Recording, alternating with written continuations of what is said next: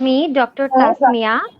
I would like to welcome today's honorable speaker, honorable guest of honor, honorable chairperson, the expert panelists, honorable teachers, doctors, and students to our today's session of Basic Dental School.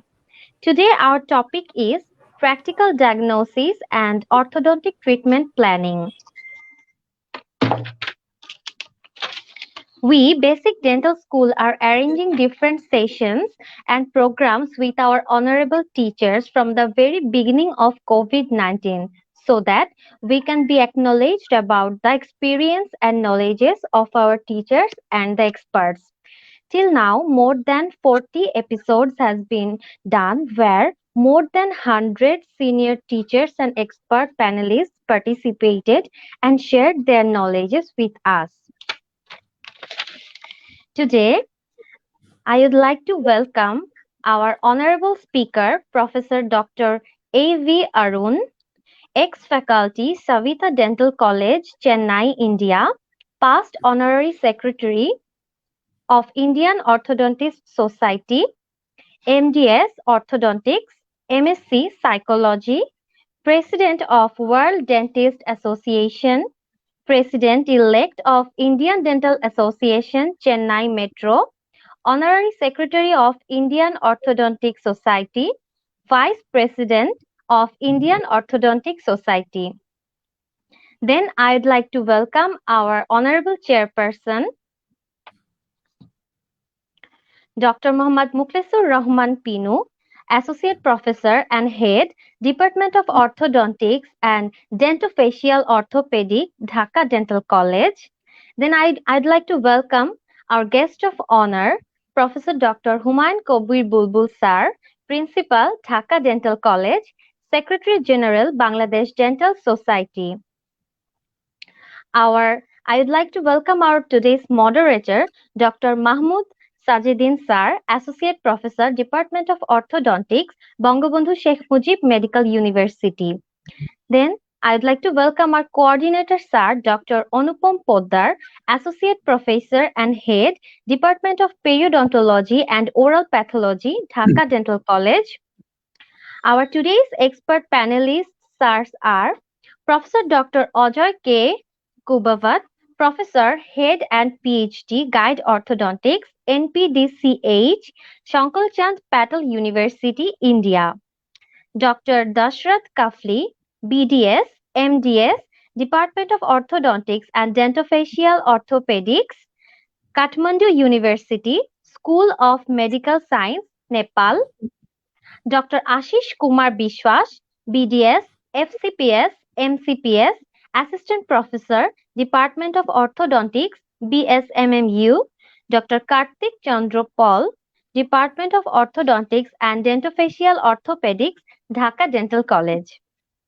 I'd like to request our coordinator, Sir Dr. Anupam Poddar, to start our today's session. Thank you. Thank you, Dr. Tasmia. Now I request today's moderator, Dr. Mahmoud Sadidin, to contact this session. Dr. Mahmoud Sadidin, please.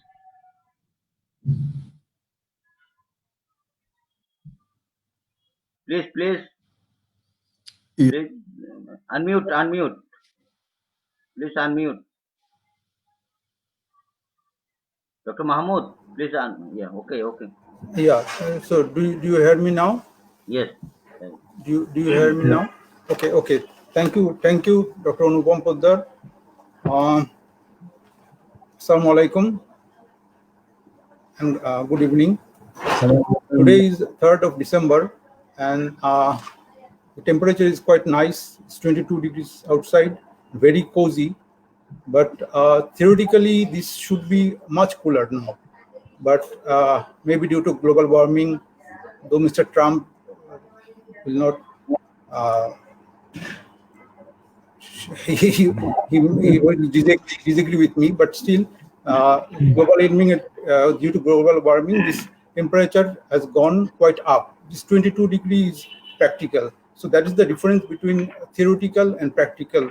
The practical things are always be changed, and the most lucrative word for today's program is this thing, this practical, because theoretically we know many things. Theoretically we go through books, we find out many new diagnostic techniques, many things, but those are not always practical, because if we consider the socioeconomic condition of this area, India, Pakistan, Nepal, Bangladesh, they are almost same, and there are many new devices coming up, but we don't have access to that.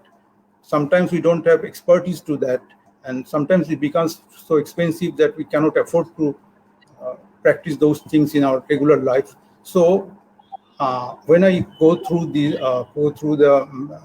biodata of today's presenter, I was astonished. He's a very capable man. He was he was 20. He has 22 years of experience with postgraduate training. So what I want from him is to learn some practical tips, because he will be the best man to give these tips, and this will help us, especially the young practitioners, me also, to do better treatment and make progress in the field of orthodontics.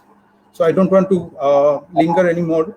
Our panelists and everyone is already introduced, so I don't want to go for introduction of those. I think it's getting late, so I request our chairperson, Dr. Pinu, to inaugurate the session, and then we'll go for the main topic of presentation. Thank you. Dr. Pinu.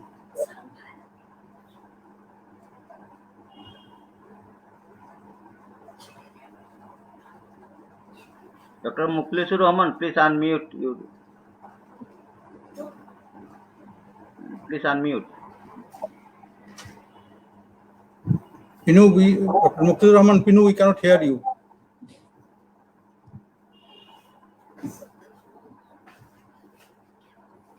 Anirban sir. Welcome, Dr. Anirban Chatterjee. Thank you. Thank Very you, Arun. Very nice to have you with us. Thank you so much. No, I am part of Bangladesh. Very nice to hear that. I have been there with them. নমস্কার বুলবুল sir, কেমন আছেন? I'm fine. I'm fine. Thank you. Thank you, sir.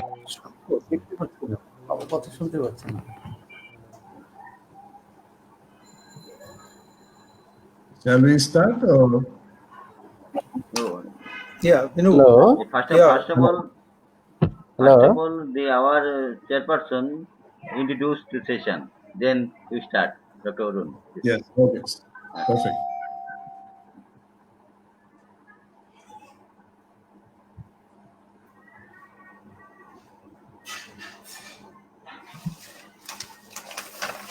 So Professor Rahman Pinu, our chairperson of today's program, will give his inaugural speech now. Dr. Mukhtar Rahman Pinu. Please unmute. Dr. Please Pinu, unmute.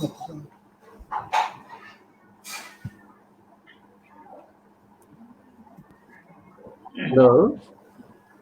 Hello. Okay. Hello. Okay. Hear me. Okay. Yeah, hear you.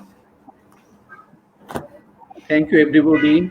Sorry to late 2 or 3 minutes due to disturbing our connection. Hope you are well and everybody participating in this session. Thank you, Basic Dental School, for arranging such problem, and special thanks to Principal, our Dhaka Dental College, Professor Humayun Kabir Bulbul sir, and Secretary General of Bangladesh Dental Society, and renowned Professor Dr. A.V. Arun, Professor of Orthodontics and Dentofacial Orthopedics, and ex-Honorable Secretary of Indian Orthodontic Society, and he is a very renowned orthodontist in not only India but in our subordinate, and all the participant here, Dashrat Kafle and Professor Ajoy, and my friend Mahmoud Sajidin, Anupam Poddar, and all are very well-known person. I request in this session, this speaker to continue this session, and this is the very most useful for me and everybody of the orthodontist in Bangladesh. I request Professor A.B. Orun to continue this session. Thank you. Thank you so Thank much, you. sir. Thank you very much. I'll start my screen sharing. Before you start, I want to give a brief description of Mr. A.V. Arun. Yes, sir. He is the president of World Dentist Association and past honorary secretary and past vice president of Indian Orthodontic Society. Besides, he was a professor and he retired in 2019 from Shavita Dental College. He has 22 years of PG training experience. He has received prestigious Outstanding Professor Award. Besides, I go through his biodata and I found that he received many national and international awards. He served many important positions in Orthodontic Society and Indian Dental Society, Indian Dental Association. He participated as chief speaker in many national and international conferences and presented papers and posters also. He was arranging chairman for World Dental Conference in Malaysia and Dubai. He is taking undergraduate, MDS, and PhD examination, and he is judge of many scientific programs and seminars. And least but not the last, and very great achievement, because he has designed the logo of Indian Orthodontic Society.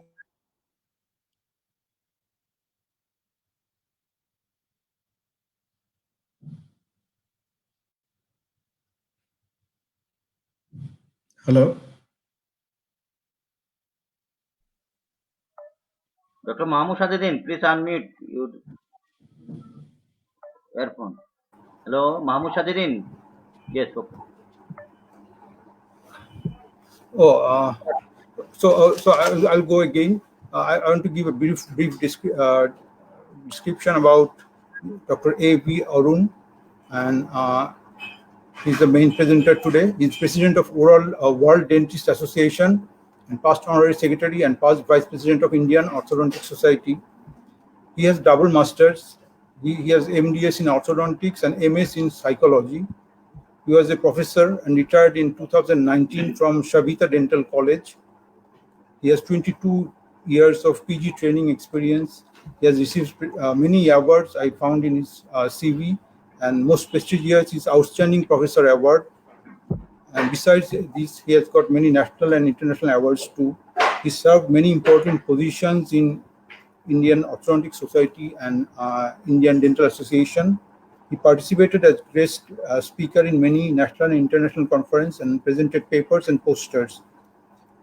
He was arranging chairman of World Dental Conference in Malaysia and Dubai, and he is taking undergraduate, MDS, and PhD examinations routinely, and he was judge of many scientific sessions and seminars. And last but not the least, he has designed the logo of Indian Orthodontic Society. That means he is multifaceted. He's a good orthodontist. And he knows psychology too, and he may be an artist also. So he have designed this. So now we will hear from him, Dr. A.V. Arun. And last thing I want to say, if anybody has any question, you can post it to the chat box. After his presentation, we'll go for those questions. Thank you. Mr. A.V. Arun. Before A.V. Arun starts, let me just add something. That he has the largest camera collection. Yeah, that I also seen in his CV, but I didn't mention it because I say because if I want to say everything about him, it will take a seminar. So it's better to present. Come. Thank you. Thank you so much, sir. Only a small correction in the CV which I read out. I have not yet retired. I'm still active. Oh, but your CV, yes, sir. Your Sorry, your CV shows that you. No, maybe. Okay. So, because retired in our place means you're above 65. I hopefully don't look that old. Thank you so much, sir, for taking out your time and reading out my CV. It's a pleasure. And shall I share my screen? Yeah, sure. Of course.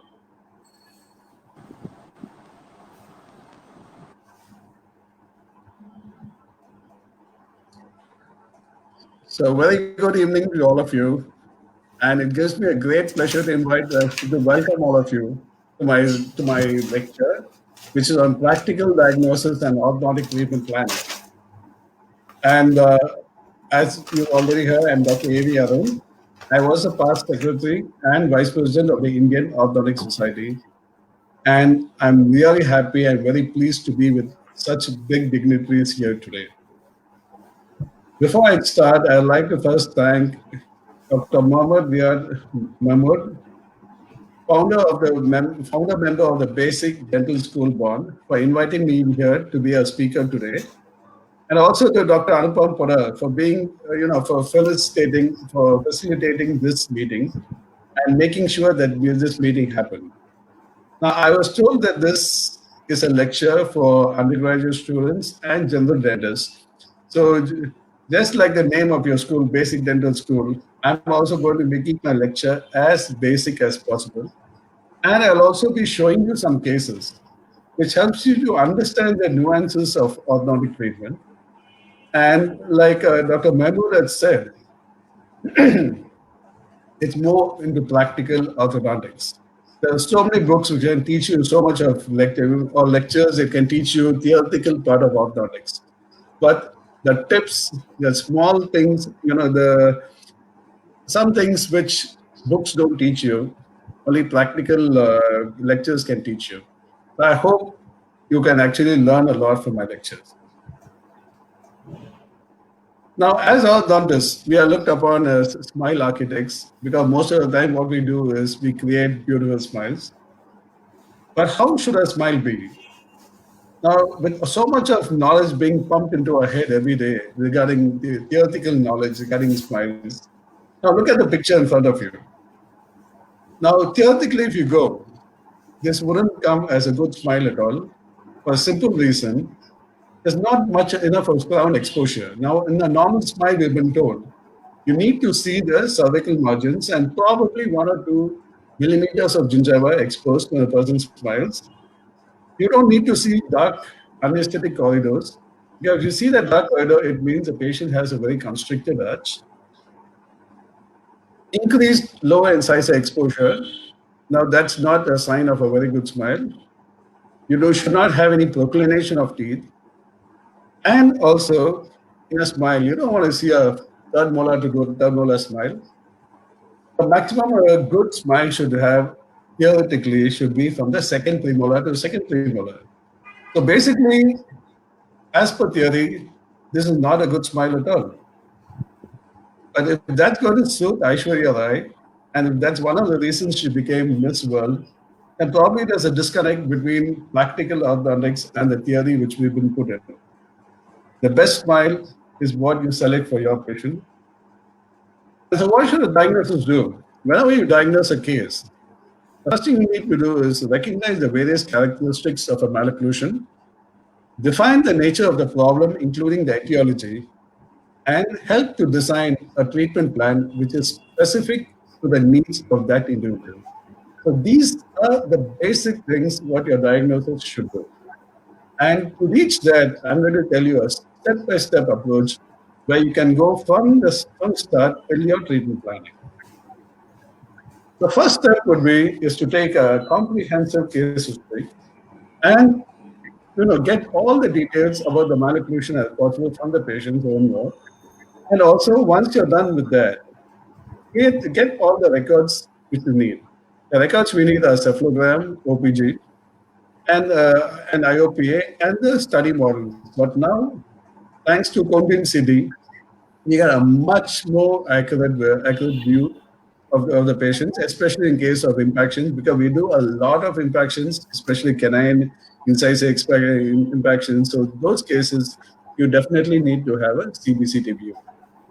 Once you have all these records, what do? The next thing we do is classify the malocclusion. Now, the most common classification we use here is the angles classification. We have class 1, class 2, and class 3 depending on the molar relationship. And I would say not to stop with that classification. You can also classify it whether the patient is a growing patient, grown patient, or adult patient, because the treatment varies totally with these people. With this, you can also classify whether it's a skeletal or a dental malocclusion. Now, once the classification is over, you have to understand what are the limitations of your treatment in that case. Now, what I mean by limitation is the patient the right age to start the treatment? How much of movement can you bring about without actually causing a defect in the profile? How much is the soft tissue going to blow back? What sort of movement do you want? And where do you want the final position of your teeth to be placed? So these, when you consider the limitations, you come to the final position of where you want to end up with that patient. And once you've done that, the next thing is how do you get there? Basically, you have to decide whether you want to go for an extraction or a non-extraction treatment. If it's going to be an extraction treatment, which teeth are you going to extract? This is the first premolar, second premolar, is the lower incisor. Or like me and Ajay Kubavat, when we were in Australia, we found that there were so many first molar extractions which were done because they felt the smile was much better when you had all the premolars on. So at this stage, you decide whether you want to go for an extraction or a non-extraction treatment. And once you've decided that, the next is decide what sort of tooth movement you want. You want a controlled dipping, uncontrolled dipping, you want bodily movement, how much of extrusion you need. You need to decide before you start what sort of movement for the teeth you need. And once you decide that, how much of force are you going to use to think about this? This is calculating the forces needed. So once you have your treatment plan in mind, you calculate the amount of force, and when you calculate the amount of force, the next thing you do is calculate how much of anchorage is needed to bring about this tooth movement. Now, you might think, oh, okay, it looks too simple, but most of the failures in orthodontics happen only because you have not planned your force system and your anchorage properly. So it takes some time, calculate your anchorage requirements, see how you can consolidate your anchorage, and finally, when you decided your mechanics, start your treatment. So the mechanics is only the last part, and I will tell you that with your proper treatment planning, 80% of your treatment is done. 80% of your work is done. The last 20% is just bringing them, following what your treatment plan is. And if you do that, definitely you will definitely get a perfect occlusion for a patient, a satisfied patient. And when you have a satisfied patient, obviously you have a satisfied orthodontist too. So in this diagnosis and treatment planning, I'm not going to bombard you with theory. I'm not going to tell you, because everybody knows the theory over here. But let's start out with cases where I'll be teaching you treatment planning of class 1, class 2, and class 3 cases. Right, starting from the very basic cases to a little more complicated cases, discussing throughout the way how these cases have to be treated. So the first case I'll be showing you is a class 1 biomaxillary population case with spacing. The reason I've taken this case up is this is the most common malocclusion in class 1. না বাইরে হবে না হ্যাঁ না অসুস্থ না সকালে বাইরে কালকে আমার এখানে প্রোগ্রাম আছে টাওয়ারে Dr. Arun, please continue. Okay. So I'm going to show you cases now starting from class 1, class 2, and class 3. Starting was with the class 1 bimaxillary proclination case, because this is the most common case that we find in South India where I stay. And those cases are bimaxillary proclination with spacing. Now, this, if you see the interval pictures, now here you see sepia proclination with spacing. The most common cause for this malocclusion is an enlarged tongue or the anterior posture of the tongue. Now, don't get confused with tongue clustering. This has nothing to do with tongue clustering. This either the tongue is placed permanently in a forward position or it is an enlarged tongue. And that's the time you find that the alignment is good, but teeth are proclined and spaced out. Now, if you look at the lower incisor, you see a gingival recession happening. That's a very common feature we find with most of these cases with bimaxial proclination, where the most proclined anterior tooth show the recession because of an extremely strong mentalis muscle activity. There's pressure there. So the brunt of the pressure falls on that tooth, and you have a recession, gum recession happening. If you retract a flap, you'll find that the root is almost fully exposed. So this is a simple case of class 1 proclination. This is an obvious case of non-extraction. So we started off, now we see a big appliance there. A big appliance is excellent for such cases where you need simple tipping inside, but unfortunately it's no longer, doesn't exist anymore. I'm not sure if it's there in Bangladesh, but they've started manufacturing in India. We don't get these brackets anymore. But these are the best appliances when you want simple tipping movement and to get the teeth inside. And after 10 months, the simple non-extraction case, the teeth were retracted inside. And if you look at the gingival margin over here, you'll find that the recession is almost gone now. The periodontal condition, I'm sure Dr. Anupam Podar will accept that the periodontal condition is improved much better. And that's because we are moving the tooth, we are including and retracting the tooth to the center of the bone, where so the bone support and the periodontal support increases as we get the teeth inside. Now, the most important question in these cases is, how stable is your result? Now, if you take this case, for example, the etiology is an enlarged tongue or anterior posture of the tongue. We have done nothing about the tongue. So in these cases, the only way you can hold the teeth inside is to have a permanent retainer. Now we have you can put a regular retainer, how many ever years he wears it. The minute he takes it out, the teeth are going to open up. So a permanent retention from premolar to premolar preferred is given in these cases, so that's the only way we can retain the teeth. And this is Vijay Lakshmi after 8 months of orthodontic treatment. Now, the second most common problem we find with class 1 is class 1 crowding. And I'm going to show you a case of class 1 crowding. Now, this lady had a case of, it looks like a very simple case of crowding. But don't take this as a simple case, because this is the case which will burn your fingers. If you look at this case, it has a lot of crowding. You can extract your teeth, move the teeth inside. But along with crowding, she also has a lot of proclination. Now, when you extract your premolars and you close the space, now you can see this is the occlusion inside. You have severe proclination of the anterior teeth over here, and you have severe crowding also. Now, if you extract it, you can use the space either if you're not careful with your anchorage. By the time you align your teeth, you will find that the space is closed, and teeth still look very severely proclined. So these are cases where you need to consolidate your anchorage as much as possible.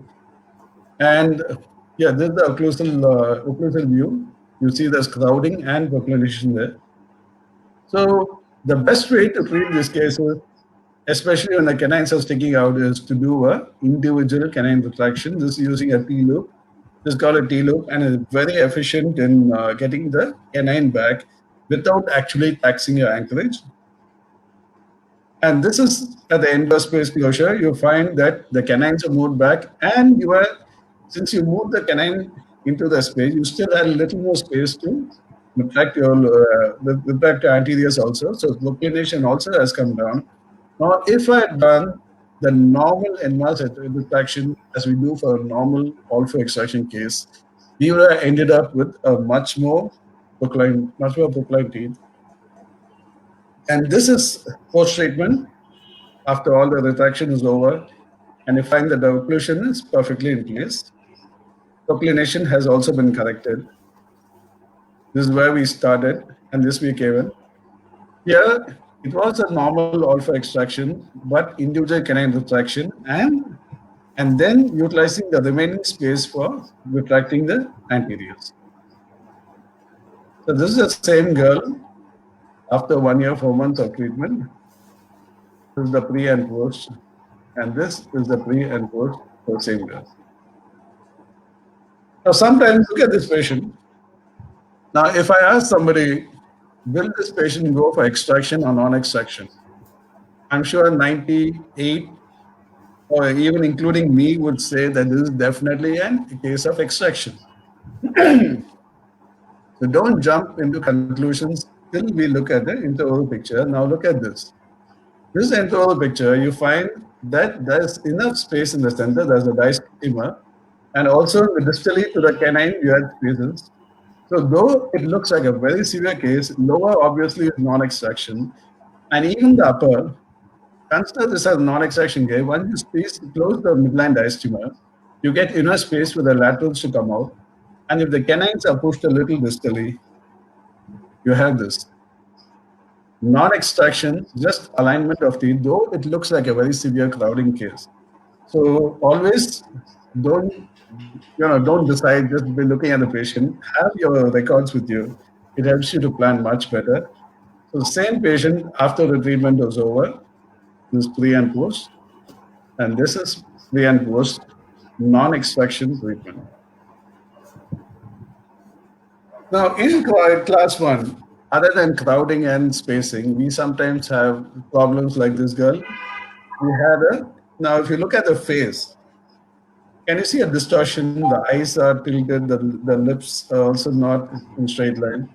The first sight you might think, okay, she's a part of a syndrome case. Look at the occlusion here. She has an entire side which has collapsed. The upper maxillary teeth have collapsed. They are in crossbite. There's extrusion of the anteriors here, lower anteriors, and it's something like a 100% crossbite over here, along with proclination. And this is the cant of the occlusion which the patient has. This is the right and left side. Now, how do we treat this patient? Again, do we extract or do a non-extraction treatment in this case?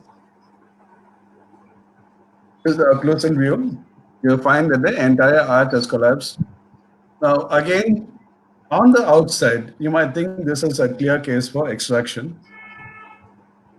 But then, if you're going to expand the arch, you gain space. Okay, so you can, once we decided, what I decided was, I'm going to expand the arch, bring it to a normal arch form. And here you see, for every 1 millimeter expansion of the premolar, I get over 1.5 millimeters of space. Now, this much of space is enough for me to align the teeth and retract them too. So, okay, this is not what you find generally anywhere. Now, these two incisors were severely supra-erupted. So what I decided, instead of putting the wire through the brackets, we put the wire on top. Now that's going to try to extrude these teeth, but they are in occlusion.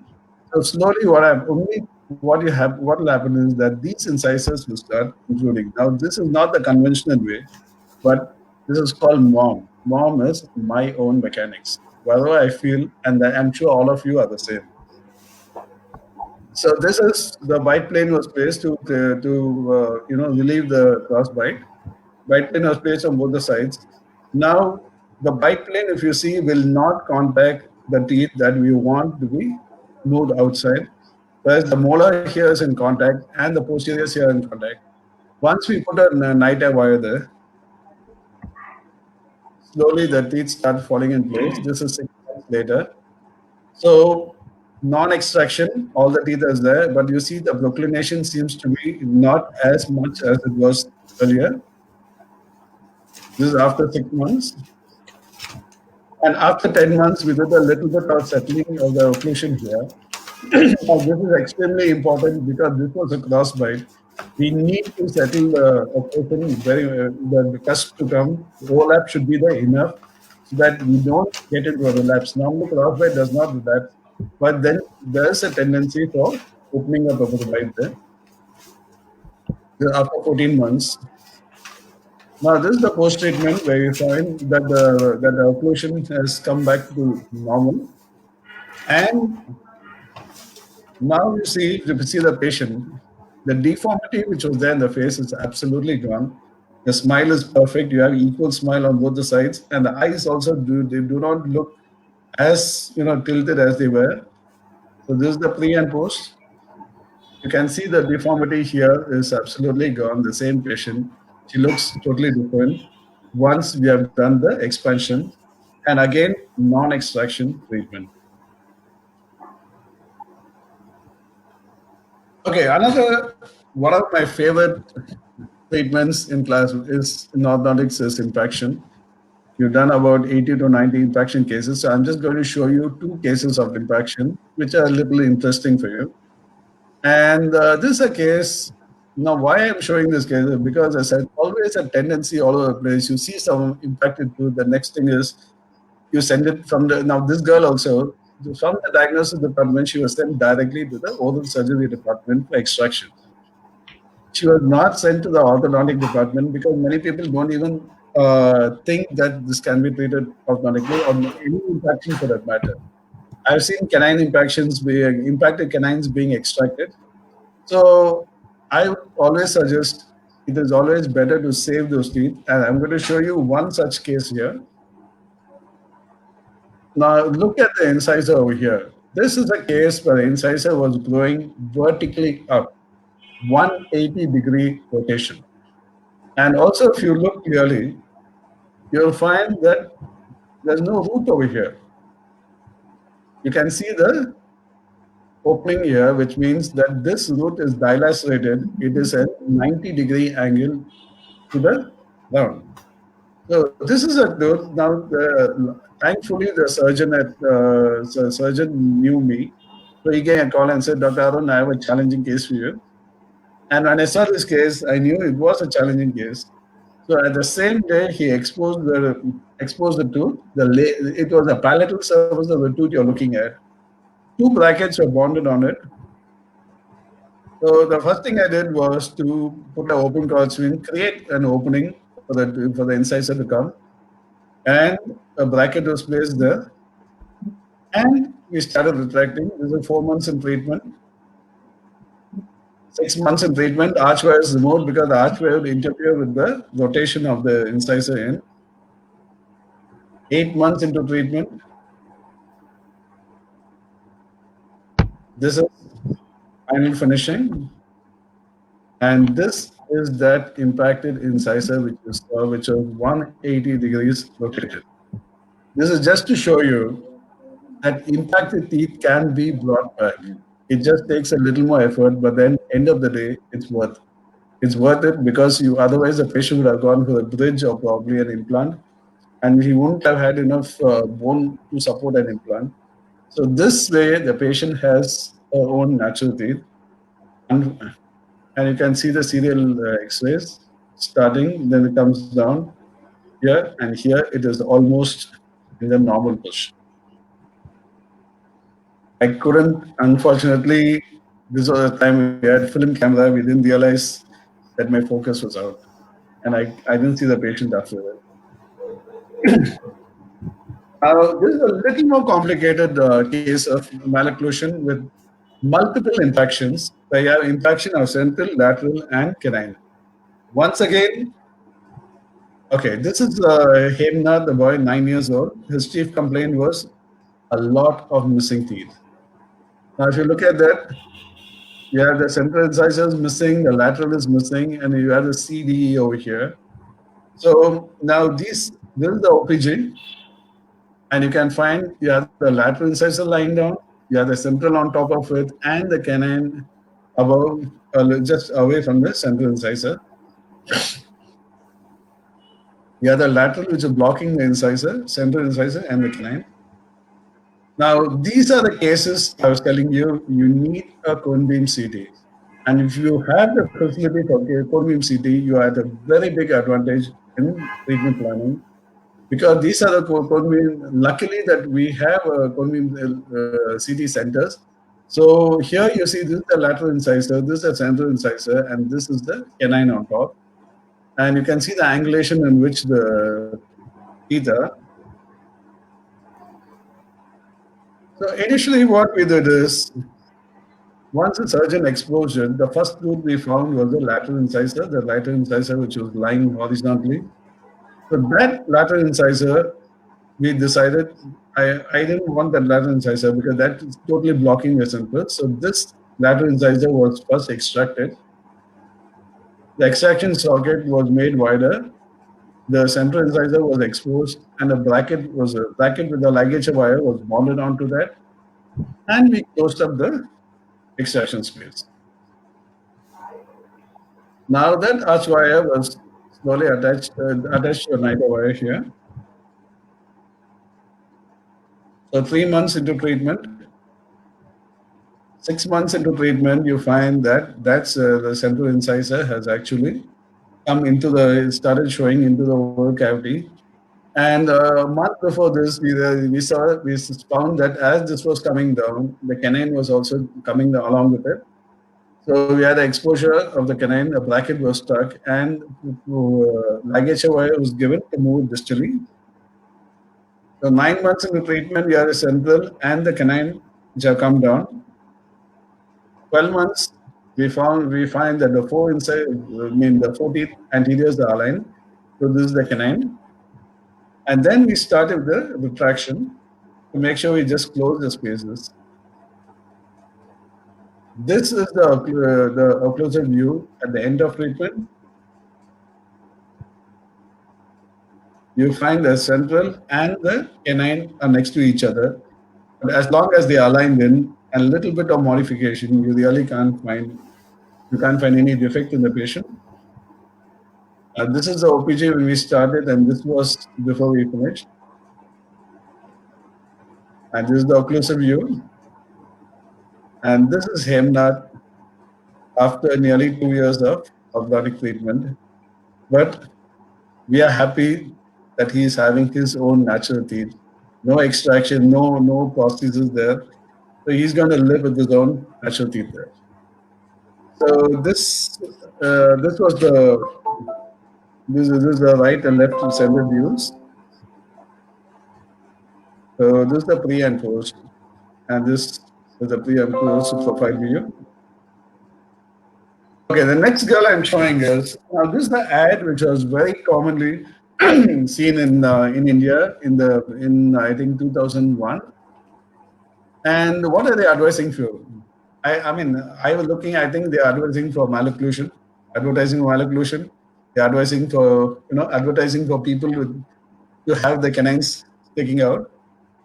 So this was the girl. This girl was Manisha, a model in around 2000, from I think 2001 to 2010. She was modeling, and she came to me for treatment because at some point she got rejected because people said your smile is not good enough. And she was looking for a very, very good future in modeling. So she came to me and said, Dr. Arun, just do something. So this was her pre-orthodontic modeling pictures, which she shared with me. And we had an all-4 extraction. The first premolars were extracted, the canines were moved into place, and she wore ceramic brackets. And halfway down, she started modeling again. She felt her smile has become much better. And this was her modeling pictures after she got out of orthodontic treatment. She's much more confident, the smile is much more radiant. She started coming on magazines. And the best compliment I got was, she got the Best Smile Award in Miss Chennai. Chennai is where I say for 2012. And from here to here, this is what orthodontics has done for her. And like I say always, we don't just set it right, we change lives. Okay, coming to class 2. Now, till now we were in class 1, coming to class 2. Now, this is the case of class 2 division 1. And you see this boy, I mean, look, a very sad looking boy. And why is he so sad? If you are smiling like this, definitely you will feel sad too. His chief complaint was too many teeth being visible when he smiles. Now, this is a patient where we had an extremely large overjet, somewhere around 30 millimeters. Luckily, that he had some spacing between his anteriors. So this was a case. Now, normally in class two, when you are faced with the class two division one, the options are either only upper four extraction or upper four and lower five extraction, depending on the overjet you have. So this case was considered as a upper four extraction, along with closure of spaces, because we had around 30 millimeters of overjet over here. So the patient was put on appliance, the space was closed. It's only a upper four extraction, and this was end of treatment. Where in the class 2 division 2, the lowers are just aligned, and class 2 division 1, lowers are aligned, and the upper anteriors are retracted. So this was the same patient smiling at the end of treatment between pre and post. So we were able to get around 9 to 10 millimeters of retraction. That's because 7 millimeters was the extraction space, and then we had around 4 to 5 millimeters of spacing between teeth. And that made a very good difference on the face. And to see how much of change is there, have a look at this.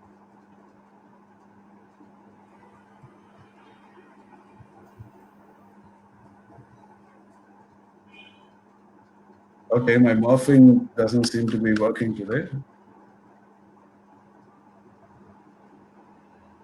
Okay. Class 2 division 2, these are cases where the incisors are retroclined. You have a 100% deep bite. You have a lot of gingival exposure over the incisors because the incisors are extruded. Now, these are one of the best cases you can get because the changes you show in these patients are extraordinary. The parents are so satisfied, the patients are satisfied. The only problem we have with these patients are retaining the occlusion. We can retain the alignment, but then the deep bite really sinks back in. So this is a Devsena. She was around 12 years old when she came to me, and you can see the incisors are severely retroclined over here. It's a typical class 2 division 2 case. And also another problem you find is you see a dark space over here because one of the dentists, local dentists, had actually extracted a lower central incisor because it was hitting on the soft tissue on the palatal side of the upper incisors. Now, though she had a lower incisor extracted, it was absolutely not visible to anybody. Nobody even knew that she was missing an incisor there. Now, here, our treatment would be to procline the incisors and procline and improve the incisors, achieve a good class 1 molar relationship, open the 100% deep bite, and reduce the gummy smile. You see, there always a 100% deep bite in these cases. So this was at the end of treatment. Almost all the class 2 division 2 cases end up as non-extraction cases because as you procline the teeth, you get the space to align them and include them. This is the same girl after 1 year of treatment. This is the pre versus post, and this is the profile pre versus post. All we did was just procline these upper anteriors and include them, and with just a dental inclusion, we could bring about a very good change here. Now, this is a class 2 with a vertical maxillary excess. Now, nothing in orthodontics can actually create a very good change in him. It is a combination of orthodontics and orthodontic surgery. Now, this is the boy who actually discontinued going to school at class 10 because everybody were making fun of him, and he was so dejected that he even decided not to go to school. Those parents were forcing him. So this was the profile view. Okay, we had an overjet of around 14 millimeters. Now here we decided to go for the orthodontic surgery. The surgery was decided to superiorly reposition the maxilla, superiorly and posteriorly reposition. Superiorly repositioning and also taking the maxilla inside. So this was the 14 millimeter overjet he had. Post-orthodontics and pre-surgical, this is just after pre-surgical orthodontics was over, you find in that stage itself, because the folds were extracted, the teeth were taken inside, there is a very obvious change when you compare to how we were smiling earlier. And this is after we did a orthodontic surgery where Leaford 1, there were around a centimeter or so vertical repositioning. And this was at the end of the orthodontic surgery. You can see the profile now. The profile looks absolutely perfect. This is where we started, and this is how he was post-surgical. I hope this works. Yes.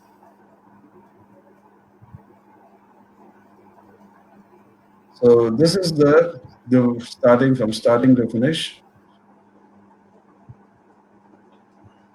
And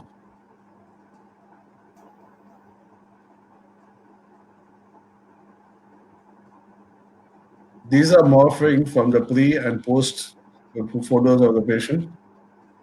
The amount, just to show the amount of changes that have happened.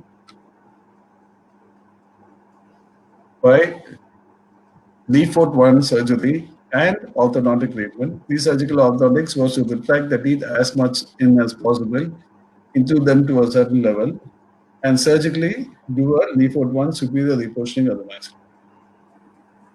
Now, this girl is very, very similar to the case I showed you just now. The only difference between her and that boy is that she is still in a growing age. Now, she was around 10 years of age, and again she had almost similar to that boy, severe vertical maxillary excess, and also it's a prognathing maxilla.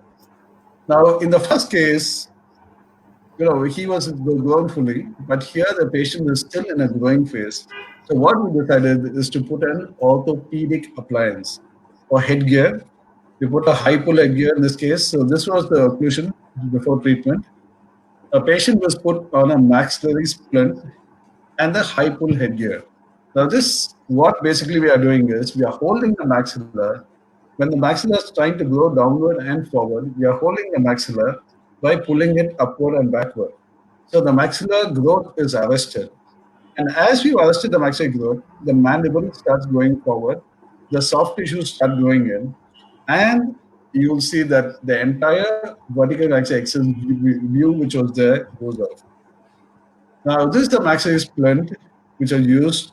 This is like a handle on the maxilla. You want to move the maxilla, you want to open the door, you have a handle. Like you want to hold the maxilla, you have a handle on the maxilla. And that's the maxillary splint. 13 months to headgear, and you can see the incisor exposure has reduced drastically there. You can see the amount of intrusion which has happened. And believe me, you cannot do this for every patient. You can only do it for a patient who is absolutely willing to cooperate. And this was a patient who was wearing the appliance all through the day except while eating, brushing, and probably a little more times in the day she removed it. But she was one of the most cooperative patients we had. So this is with a fixed up time at the end of that, and this is post-treatment, you find that occlusion has come perfectly. And this is the same girl who you saw sometime back. Okay, nearly 2.5 years of treatment, but worth it. And when, once you start looking good, you'll see so many accessories which have started coming in on the face. Because here she doesn't feel like doing it, but here a lot more confidence comes to a patient. This is the profile view, and this is the smile view. So I found that she looks absolutely normal. Nobody would have ever thought that this girl was actually this.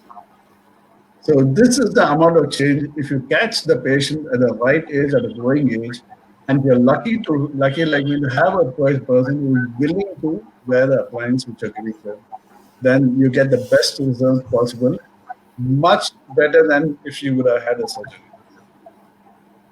This is another girl who came to me, again a case of vertical maxillary excess, class 2 refusal. Now, this was the occlusion she came in. It's a very little deformed occlusion.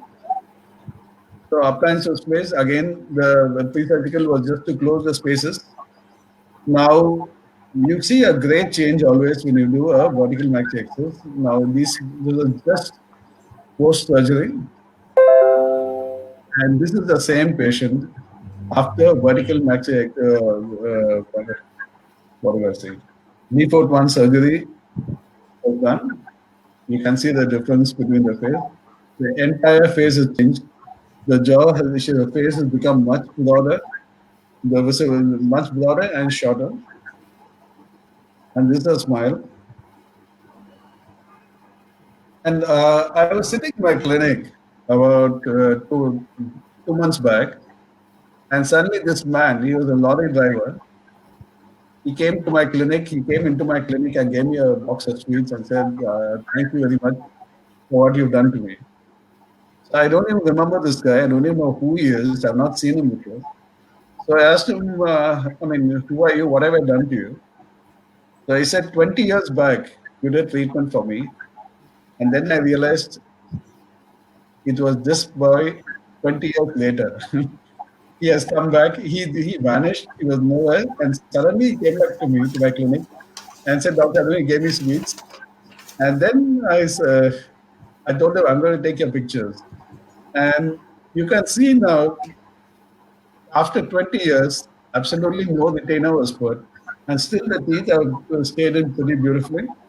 If your soft tissue balance is good, your teeth will, teeth will definitely stay in the correct position where you finish them.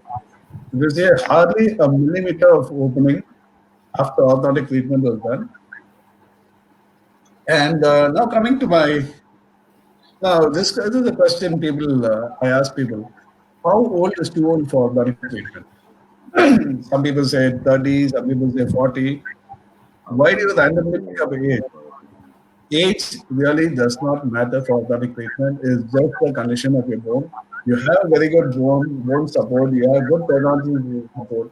Any age is okay. And this is a patient who had orthodontic treatment 59 years and 4 months when he started his orthodontic treatment.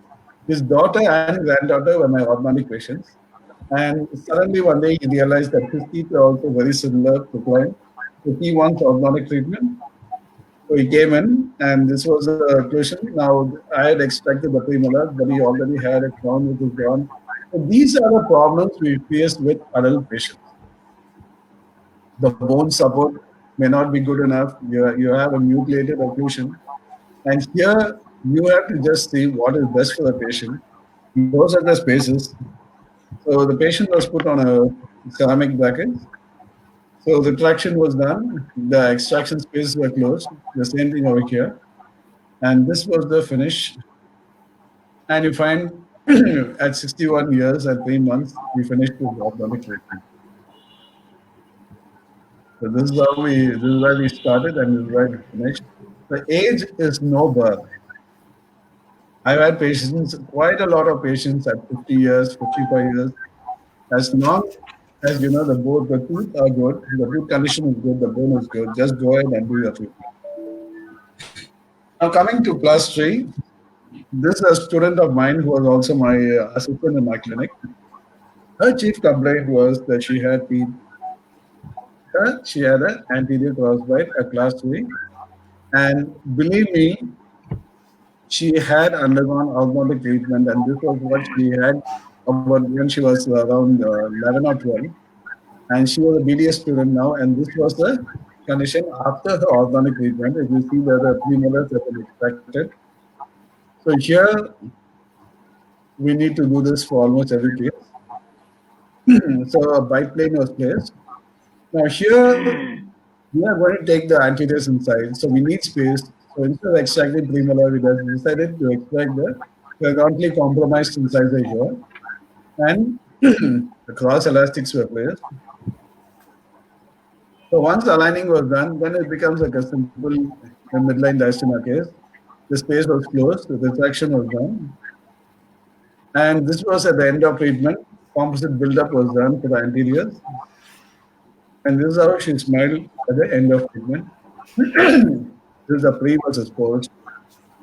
And 4 years, 5 years after this treatment, she had a baby. And this is the same girl with the baby.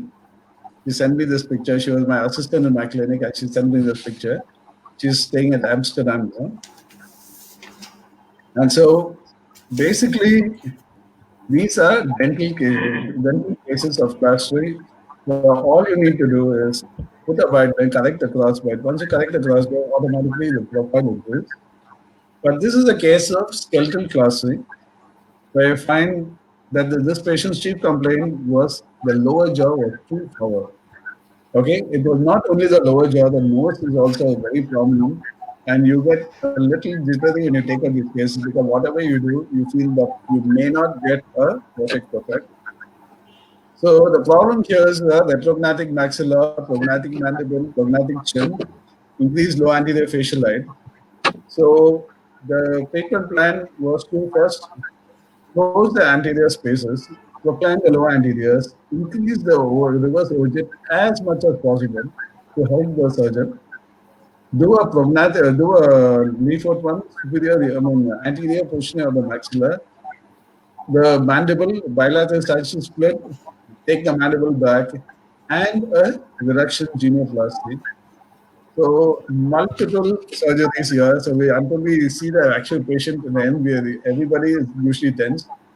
So this was the situation at the end of pre-surgical orthodontics. You see the reverse overjet. We had around 11 millimeters of reverse overjet here. And this was the patient. That was the reverse overjet which we had. And this was 1 month after post-surgery. The edema is still there. And 3 months post-surgery, you find that the profile has become absolutely normal. There's no sign of what she was earlier. This is the occlusion just before we demanded. And this is the patient profile. Here again, you find that the profile is almost as good as a normal person's profile. And 6 months down post-surgery, everything has settled down. He's an absolutely different person. So these are cases of class 3. You have no other choice. Surgery is the only choice you have. And finally, I'm going to show you the last case for today. And this is Justine. She's a 20-year-old girl, female patient who came to me. Now, what do you find in this? This is her lateral incisor, and this is a canine. This is the lateral incisor, and this is the canine. Now, I'll show you this case in full. Now, this is the patient, chief complaint, missing front tooth. Central incisor was missing. She had lost it long back, but she had not bothered to replace it. And now, suddenly, she felt that people are making fun of her. Came for treatment. Here we find lateral incisor is little lifted. The central incisor is extracted long back. Now, when we start planning the treatment here, there are only 2 options we can think of. One option is what 90% of orthodontists or anybody would think is to open up the space for central incisor and then place probably an implant there. Now, why we need to decide this, or the second option is to get the lateral in the space of the central, get the canine in the place of lateral, and then close up the spaces, modify the teeth a little. Now, why we need to decide this is if you plan to go for the replacement, then you need to extract all the 4 first premolars. But here we thought otherwise, I wanted this, I didn't want the prosthesis there. So only 3 premolars were extracted, and here instead of premolars, we made use of the extracted incisor space. This once the alignment was over, you can see that the space is started to decrease. The traction was started. At the same time, I had individual elastic chains put for between the lateral and the central incisor. This is after 9 months of treatment. You find the space is closed, a little space I can left there because I want to build up the incisor. Settling was done. Now, there was a little bit of gingirectomy done. Unfortunately, I think they made a little excess over here, my this. So we had to increase this incisor looks a little larger. But otherwise, this is the lateral incisor and this is the canine. But when the patient smiles, there would absolutely be nothing visible. This is at the end of occlusion. Corneal retainer was placed. And this is Jocelyn smiling. I'm sure even as dentists, it will be difficult for us to recognize that this is a lateral and this is a canine. So sometimes we need to be a little more innovative rather than going conventionally, like Dr. Mahmood has said, practical tips. Think what is best for a patient, go for it. Don't bother what your theory taught you because once you are the best judge of the situation. So this is the pre versus post, and Jocelyn is smiling very confidently at us. This is the treatment. This is what we achieve at the end of it. So with proper treatment planning, I'm sure all of you will agree we can put a better smile on everyone's face, and that includes a better smile on our face also. Thank you very much, all of you, for giving me this opportunity to talk to you. It was a pleasant experience, and I had a very good time. Thank you so much. Thank you. Thank you, Dr. Arun.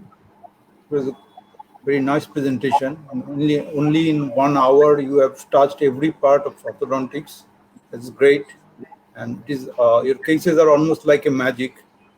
After the magic show is over, all the spectators are curious to know the secrets behind the magics. So I hope that there will be many questions coming. We all, especially from the panelists.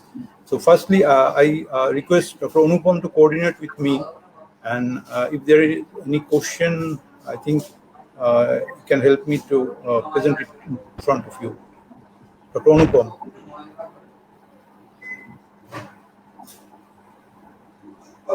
Hello. Dr. Anupam, is there any question? Can you hear me? Yeah, we can hear you. Do you have any questions in the chat box? No, I have no question. In that case, question. I think we better go to the panelist. Before going to the panelist, I have I have a curiosity. When you talked about your second case, that is the class 2, that is the crowding, and you mentioned about segmental arch. So did you use rectangular wire or you use round wire? Rectangular wire, sir. Sorry? Rectangular wire. Rectangular wire, okay. Rectangular. We never use round for the segmental. Okay. It's normally rectangular wire because we need to control the anti-rotation bend also. Yeah, sure. Levelingual control. Yeah. Yes, sir. Because there is a rotation which happens along with your reflection. Okay, so and your your bracket slot is? So my bracket slot is O2. O2. O2 slot. O2. Yes. Okay, thank you. So let's go to the panel. I use overnight also in case of non-extraction case. I use overnight slot.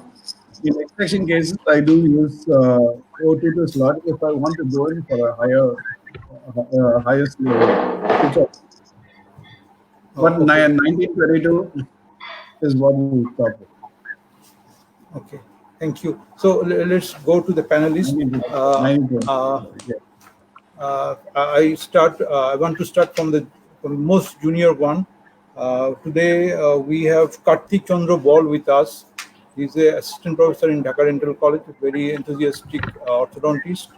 So I request Dr. Karthik to say something, and if you have any question, you can ask Dr. Karthik. Thank you. Yes. Can you hear me? Hello? Yes, Dr. Hello, can you hear me? Very nice to hear you. Yes, Dr. Karthik. Yeah, hello, Dr. Karthik. Can you hear me? Yes, sir. Yeah, thank you. Oh, you're most welcome. I'm fine, and all of you. Nice. How are you? I'm very good, sir. Thank you so much. It's a great honor to. Yeah. Thank you so much, sir. I'm very much delighted to be here as a panelist. professor like Dr. A.B. Orun. He's a very, very famous orthodontist of India, and he had a lot of contribution to the Indian Orthodontic Society. I know he's a lot of research papers and also works. And he had a lot of experience for teaching. If I don't wrong, that last 22 years he has been Yes. teaching the post graduation students. So it's my Yes. honor. It's my honor to be My here with honor all of to be you. here a webinar, Yes. and the topic was the excellent, because actually every orthodontist should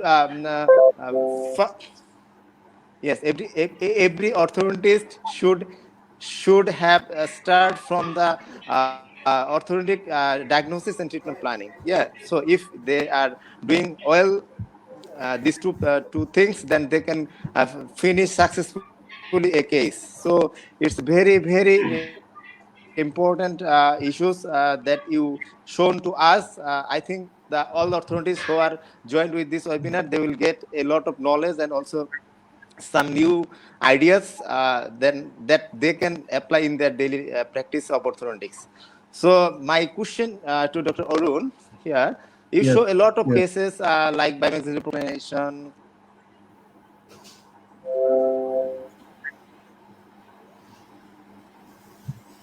I'm sorry, I didn't get your question. I think there is some problem because I don't see Karthik's face now. Karthik, are you with us? I think he's I think he's lost. exactly what came in. Okay, we'll give him a chance when he comes back. Let's go to Dr. Ashish. Are you here, Dr. Ashish? Ashish Kumar Bishar, he's Assistant Professor of Orthodontics in Bangabandhu Sheikh Mujib Medical University. So I will request Ashish to say something, and if you have any question, you can ask. Dr. Ashish. No, Ashish is not in chain now. Ashish is not available. So our next is Dr. Dashrath. Dashrath, do you hear me? Yes. So Dashrath, you. Karthik is back. Karthik is back. So let's hear from Karthik first. Then we'll go to. Yes. I mean, yeah. Karthik, you ask your question. Yes. Yeah. Thank you. Sorry for interruption. Yeah. My question is here. You show the class 2 division cases with surgical intervention. Yeah, that is the surgery with pre-orthodontics. So my question is, you show a few cases only by doing Leaford 1 surgery on maxilla, and after that you finish the case very excellent and well. So my question is how can you assess the case by only Leaford fracture on the maxilla, but not done any advancement in mandible? Yeah, okay. We have there are two ways we assess this.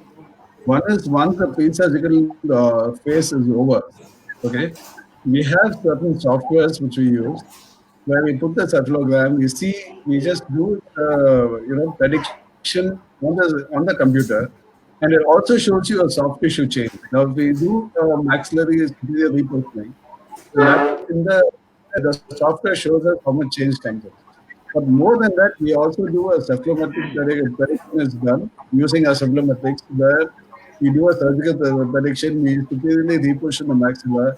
We allow the mandible to rotate forwards in the prediction. We see the profile which is coming in. Now, there are two sets of discussion which happens with the surgeon. One happens before we start the treatment, where we decide what exactly we want. And one is at the end of pre-surgical orthodontics, where the surgeon and me we sit down. We see whether we actually achieved what our pre-treatment goals were. And at that point of time, we do a mock surgery is done on the model. He places it. There's a semi-adjustable articulator, which is where they mount the model. We check how it's going to be after the surgery, and also the softwares which we have, prediction softwares are there. These softwares are not perfect, but at least they give you an idea of how it's going to look for a patient. And finally, we do the traditional cephalometric surgical prediction. So these are the three things we do, and invariably, I think we haven't missed out really much in these cases. When at the beginning of treatment itself, the surgeon tells me exactly how much of overjet he needs.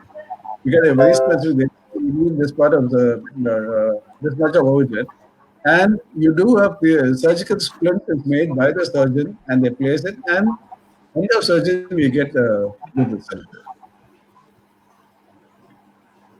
We do a lot of byjaw surgeries where we do a Thank you. bilateral Thank you.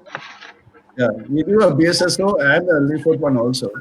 But in these sort of cases where the severe vertical maxillary excess, we prefer to do only a maxillary surgery and allow the mandible to come in.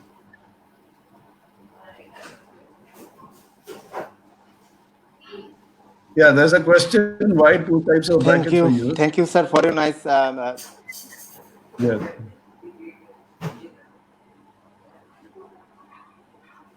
There was a question which popped up right now. Yeah.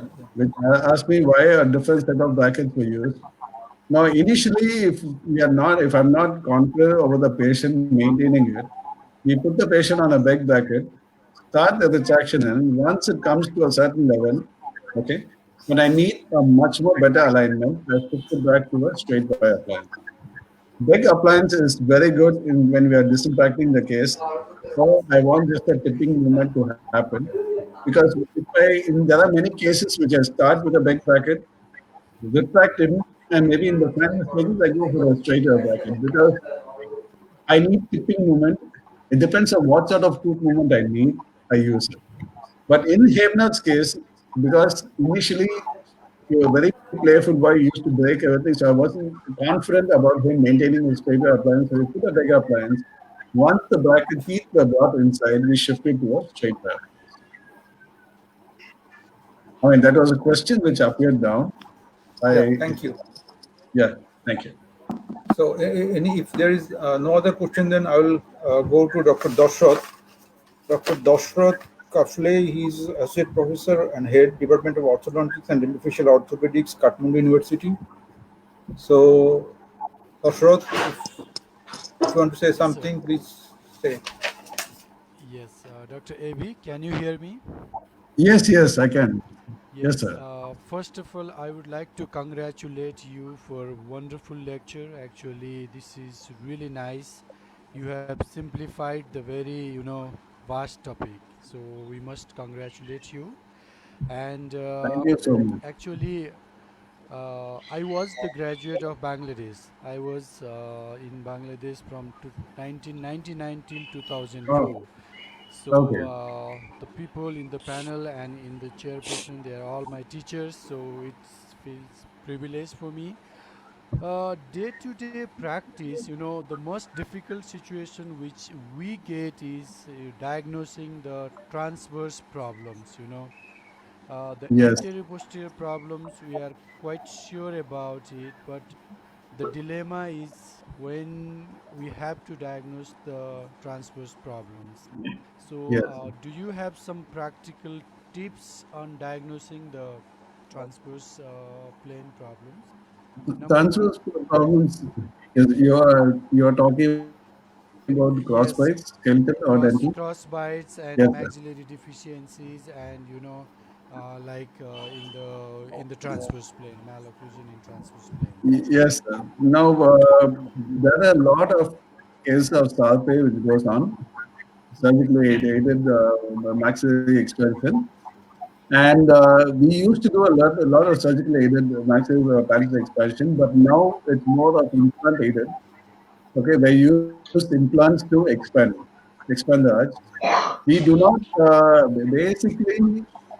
I don't believe in expanding a maxillary arch using surgery because the relapse tendency is so high. There is always a collapse which is happening.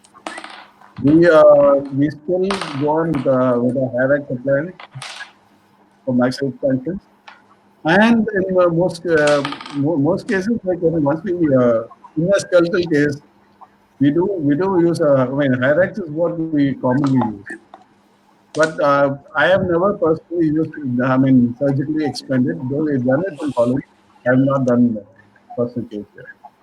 We normally Hyrax is still, it's an old appliance, it's a used appliance, but still, I still am more comfortable with a Hyrax appliance for expansion, depending on whether it's a dental or skeletal expansion also. But a Hyrax is what we use. Yeah. Thank you. And another dilemma which we get in our day-to-day practice, especially in Nepal, Nepal and Bangladesh, even in India, we have the same socio-economic condition, and we don't have CBCT most of the time. Yes, And yes. diagnosing the impacted canine, if it is buccally impacted, we can palpate and we can see the position. But sometimes the palatally impacted canines or in between the alveolar arch, it is a bit Yeah. difficult to diagnose. No, one of the methods we, How do you yeah. approach? Yeah. Yeah, one of the methods we use, which I have seen is, which most people don't actually do it, is a simple way to find out. It is not in the textbooks, or a practical way is to take a look at your cephalogram. Now, people will think, why a cephalogram? Because a cephalogram very clearly shows, though we don't look at a cephalogram for an impacted canine, it very clearly shows you the head of the crown of the canine and the root of the lateral incisor. Very, most of the time you can find out with that. But more than that, most common way of finding out is looking at the position of the lateral incisor. That's what I normally follow. If you have a lateral incisor which is slightly, even a bit inclined out, it means the root has gone palatally.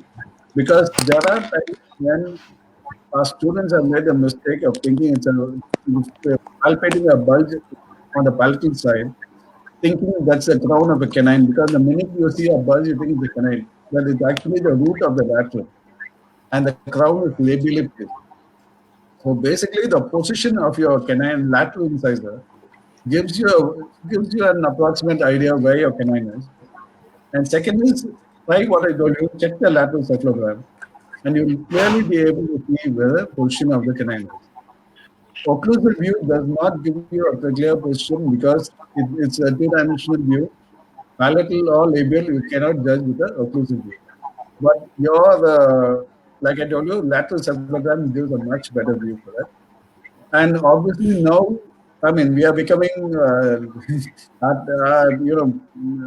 efficiency of diagnosis is becoming less because we are having the phone beam CT, which really so clearly shows us the exact portion of the canine. And like I was telling you, the CPCT is like a boon for us. You know exact position, you know exactly where to open up.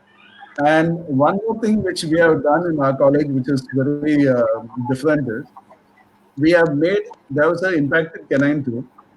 So using CPCT, we made a model of that canine and made a bracket, not a bracket, an attachment on the canine, on actually shaped on the canine crown. So now this was only possible because of CPCT, and once we opened it and we had to bond it, it was so perfectly fitting. Because we were actually made a model of that canine from the CPCT, the stereolithographic model, and then created a shape of a bracket. The casting was done, and that was placed there. These are advantages of having a CPCT. Unfortunately, the cost of a CPCT is so high that hardly anybody can afford it. But luckily, a few institutions have actually bought it, and it's helpful.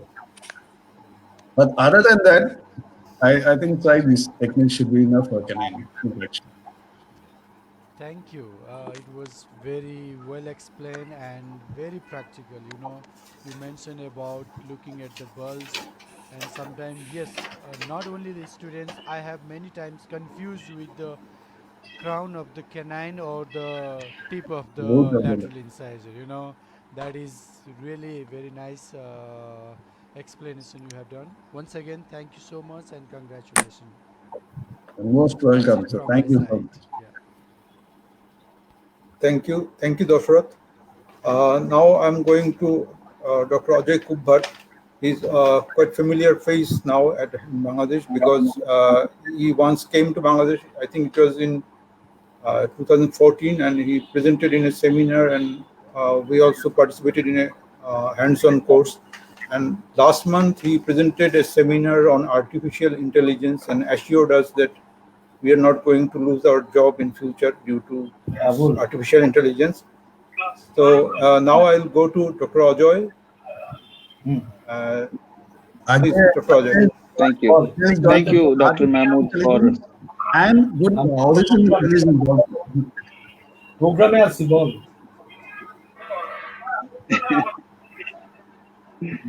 Yeah, thank you, Dr. Mahmood, for such a kind words. Yes, I have a very good friends in Bangladesh, and I'm happy to have all of them with me right now. As Dr. A.V. Arun has rightly said in the lecture, the diagnosis is the key. I would like to begin with something. The diagnosis is not the end. If PGs or any students are listening to this, it is just the beginning of your treatment process, right? And as there's a very famous proverb which says that good beginning is half done. So always make sure that you do a good diagnosis. And it depends. Treatment planning depends on which part of the world you are. As Dr. Dasrath has rightly said, Dr.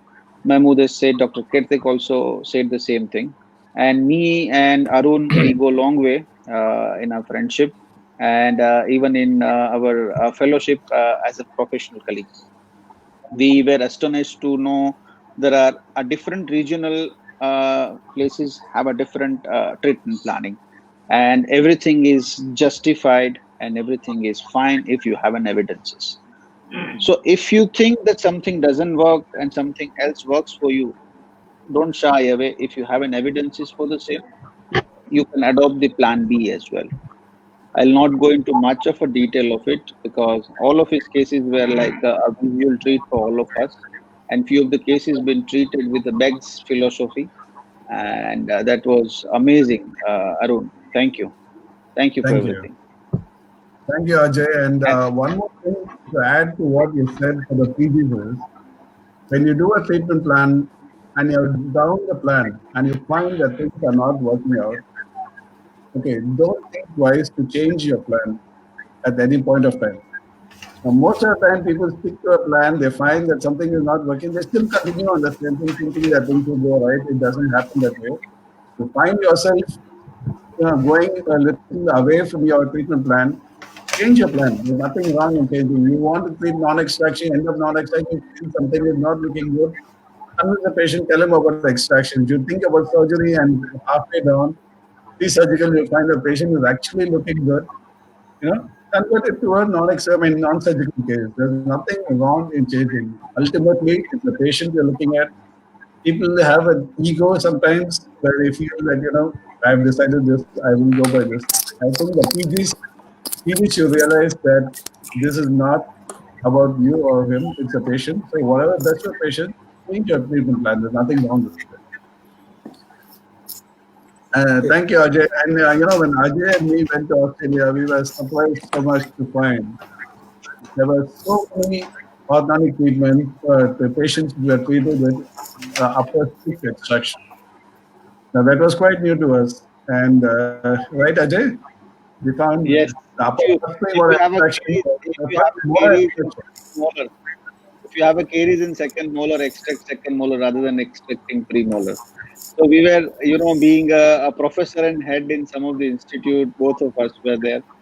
It was, for initial 1 or 2 days, it was difficult for us to digest. But, as being a good human being, you always keep mum, right? Because when you keep mum, you learn more. So after a few days, we came to know that they had an evidences which suggested that when you are questionable about prognosis of any particular tooth, rather than extracting a standard extraction protocol, extract posteriors. But mind you, it works well with them. Probably the race is different. We are Asians and we are from a subcontinental places, and evidences suggest that premolars are the best teeth for us to remove if you want to give a better smile. Uh, at least the evidences suggest that. And when you extract molars, first or second molar, it becomes very difficult, for encourage planning and encourage management when you are actually starting your orthodontic journey. So that is what my take is. Yeah, I think, but over time, I think they were so confident and so comfortable with extracting first molar. I was really surprised because I wouldn't touch a first molar, especially when with so much use in mastication. I mean, why sacrifice the first molar? But then we have found that the results they showed were absolutely good. They said I think 80% of cases in that particular place were done with first molar extraction, which was Dr. amazing. 12 tree had a 200 cases. After 12 years. And we actually challenged them on that, and we had about a 2-hour discussion on that, where he showed us all his cases, and it was a good experience. And we had to show us some of our cases to him, which were similar. It was a very good experience. I think this inter university exchange programs really do well. You learn, and others learn from you. We should have something with Nepal and Bangladesh as well for students and faculty both, so we can have a good collaboration. I hope if stakeholders are here, Dr. Anupam and Dr. Mahmood and other Dr. Dashrath and all, we can plan together something like for students and faculty so that we can Yes, exchange. definitely. Yeah, Well, we it is a can. very good. Post-COVID. It is a very good proposal, and we will Yes. certainly try to make it a On my possibility. side, I can definitely get colleges to accept students from here, also from my last side. But then Dr. Anupam is the president-elect of the Orthodontic Society, and I think he can do a lot from his side too. Very efficient person. Thank you. Thanks all, Joy. Dr. Aniban, no? Aniban, you can do something from the Orthodontic Society side. You are the president-elect of the Orthodontic Society of India, Indian Orthodontic Society. I think Thanks all, Joy. Anirban Chatterjee is not there now. I think he's not there. No, he's not here. He's not there. Okay. Thank Okay, you so much. It was nice hearing your memories of Australia, because concepts keeps on changing, and maybe someday will come there when it will be a common thing to extract molars first or second, anything. And So then you should come to Chennai. We can have a good hopefully we'll after this COVID is over, because we all are quite fixed in our places, and we like to go here and there, and it will be a good opportunity for us to go to your place and see something practically, the practical tips practically. So anyway, so it is getting late. I will now request Dr. Anupam Poddar. He for the last 7-8 months he's very busy coordinating many things, so I prefer to call him coordinator in chief, because he's coordinating every subject and every webinar. So let's hear from Dr. Anupam Poddar.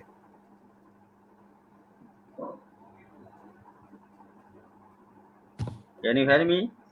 Yeah, we can hear you loud and clear. Can you hear me?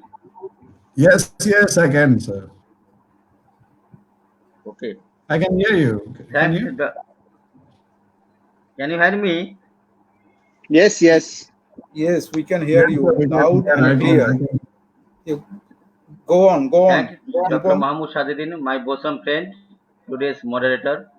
He is working as an associate professor, Department of Orthodontics, Bangabandhu Sheikh Mujib Medical University. Thanks a lot for your wonderful introduction. Good evening, honorable guests, panelists, all viewers and upcoming viewers. Honorable Chairperson of today's scientific session, Dr. Muflisur Rahman Pinu. He is also my friend. He is Associate Professor and Head, Department of Orthodontics and Orthopedics, Dhaka Dental College. Thank you for accepting to honor the chair. Really, I am very happy for arranging today's very important webinar. I think it is most powerful as well as colorful webinar. I hope every PG and UG student as well as general dentist enjoyed this. Interesting topic name is practical diagnosis and orthodontic treatment planning. Speaker is very well known and famous orthodontist of Indian, Professor Dr. A.V. Arun. I am cordially thanks to our guest of honor, Professor Dr. Humayun Kabir Bulbul sir. He is the Honorable Principal of our Mother Institute, Dhaka Dental College. He is also President of our Teachers Association. He is also Secretary General Bangladesh Dental Society. Professor Dr. Humayun Kabir sir is the most active, dedicated to profession, Secretary General, History of Bangladesh Dental.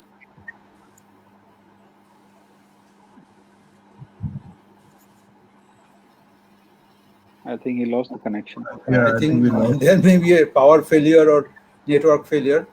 Uh, I think we should proceed. I was expecting 1 year because I told you, we have a cyclone which is Hello, yeah. can you hear coming me? in at That- 9 o'clock today. That would be Yeah, a can you hear disaster. me? Yeah, we can hear Can you you. hear me? Yes, Yes. Okay. Most of our dental surgeons looks him and follows to solve all types of trouble or problems facing of our both senior and junior dentists. Happy to say that under his guidance, I wrote a book for safety practicing of our dentists in this corona pandemic situation. Bangladesh Dental Society published this book for their official guideline. We feel proud for him. Now I am going to address today's speaker, Professor Dr. A.B. Arun. I am very much glad to Professor Dr. Arun who cordially accept our invitation. Professor Arun is not an only academician or clinician, but also a good organizer. He can arrange easily large seminar and symposium and workshops. Dr. Arun is the founder president of World Dentist Association 2018 to 2022. He is the president elect Chennai Metro branch of Indian Dental Association 2020 to 2021 and also immediate past honorary secretary of Indian Orthodontic Society 2014 to 2015. Under his chairmanship, Professor Dr. Arun arranged World Dental Conference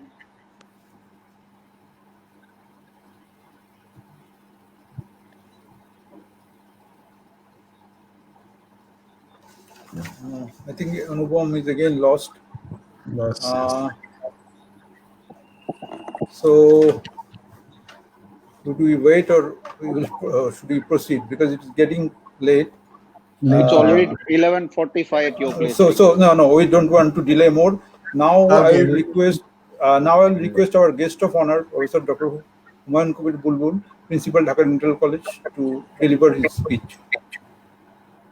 Professor Dr. Humayun Kabir Bulbul. Have a good night.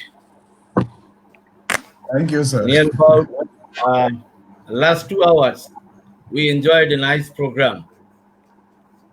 First of all, I would like to thank Basic Dental School for arranging a wonderful webinar. The topics of this webinar is practical diagnosis and orthodontic treatment planning. It is presented by renowned and most famous orthodontist in India, Professor Dr. A.B. Arun. So far I know, he is working as a professor at Sobita Dental College. I heard from our moderator, Dr. Mahmood Shazidin or Dr. Anupam Poddar and Kartik Ball already. He has a lot of research papers and at least 22 years teaching experience in postgraduate field. He has a lot of contribution in Indian Orthodontic Society.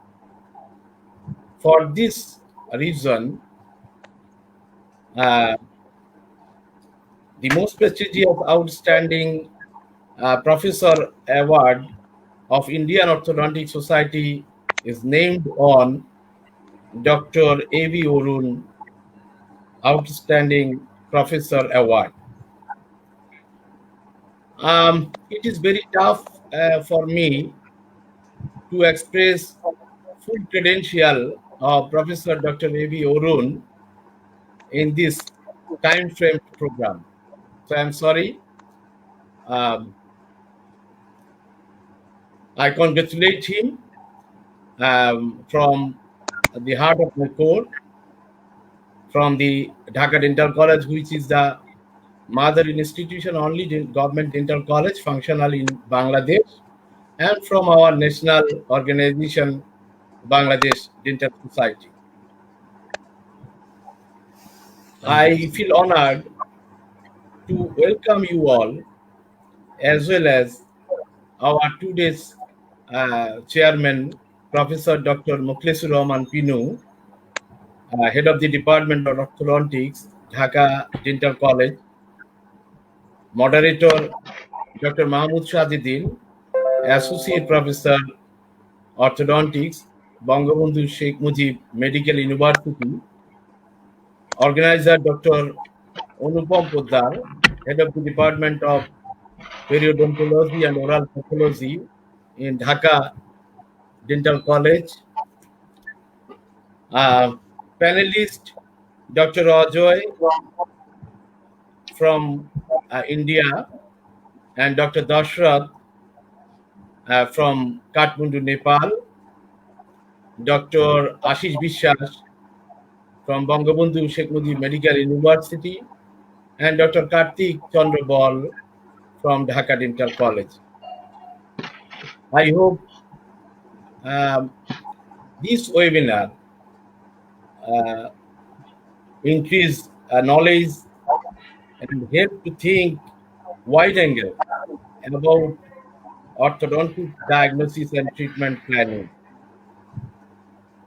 All of the orthodontists of Bangladesh are, of course, benefited from this program. So I express my warm gratitude again to Dr. A.V. Orun for this nice, informative presentation. It seems to me that is the beginning of the journey in virtual media about the about sharing knowledge in orthodontic field.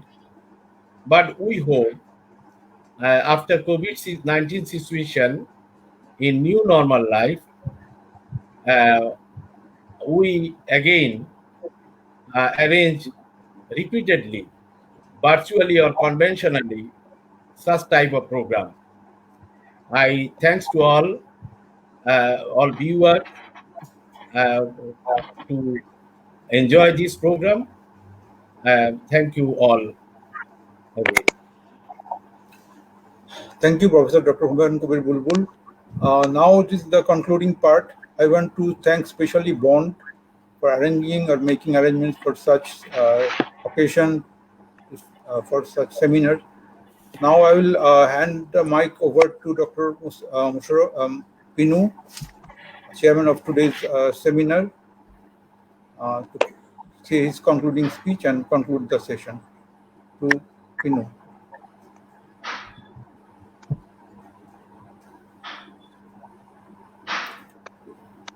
Please unmute.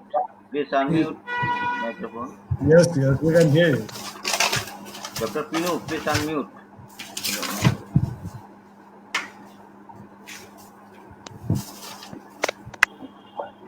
Hello. Yes, okay.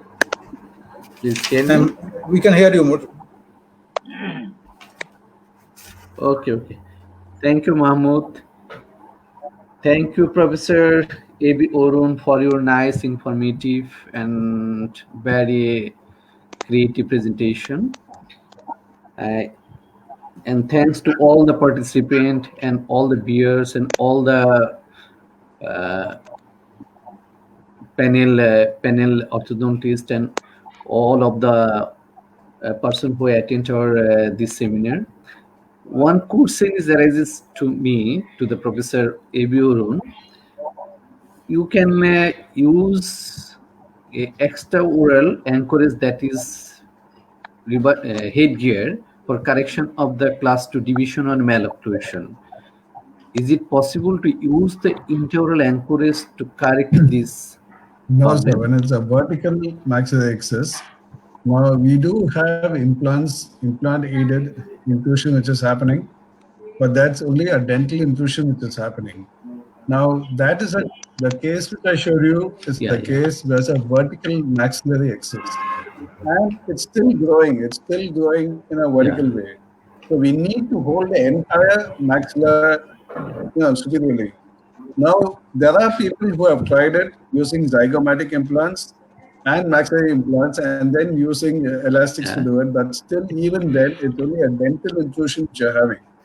And that dental intrusion is not stable, believe me, it tends to come down. It's only when you hold the entire maxilla and hold it for a period of time, yeah. okay, when the other tissues grow in, that is much, much more stable than using the interval. Interval anchorage excellent for dental correction. I wouldn't suggest that for skeleton. Thank you. Okay, thank you, Arun. And especially thanks to our my principal and Professor Dr. Humanpur Bulbul sir for your nice suggestion. And again, thanks everybody who arranged this program, especially to the basic dental school, and Dr. Onupam and Dr. Karthik, Dr. Mahmood, Dr. Dashrath, and my friend and my colleagues. Again, thanks everybody to sharing this knowledge.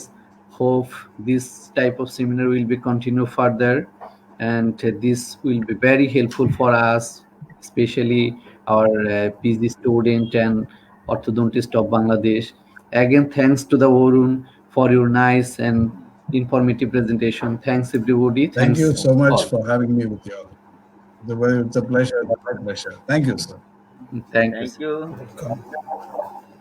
Thank you.